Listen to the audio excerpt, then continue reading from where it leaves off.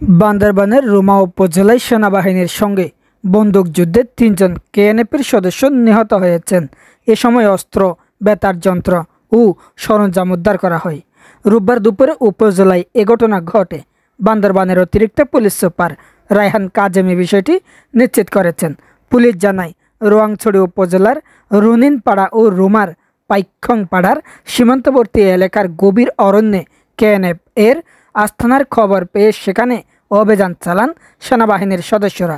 এ সময় কেএনএফ সন্ত্রাসীরা সেনাবাহিনীকে লক্ষ্য করে গুলি ছুড়লে সেনা সদস্যরাও পাল্টা গুলি ছুড়ে। এতে কুকিচিন ন্যাশনাল ফ্রন্টের ৩ সদস্য নিহত হন। পরে সেনাবাহিনীর অভিযানের মুখে বাকি সন্ত্রাসীরা পালিয়ে যায়। এ সময় ঘটনাস্থল থেকে অস্ত্র, বেতার যন্ত্র ও অন্যান্য সরঞ্জামাদি উদ্ধার করা হয়। এ ঘটনার পর ওই এলাকায় সেনাবাহিনী তল্লাশি চালাচ্ছে। সেখানে নিরাপত্তা বাহিনীর টহল জোরদার করা হয়েছে।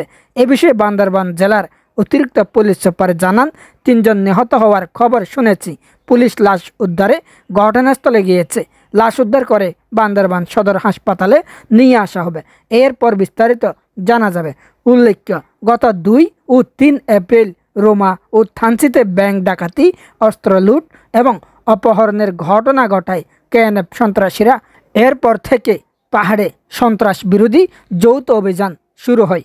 মোবারক Uddin Nayan, the Cox news, TCN desk news.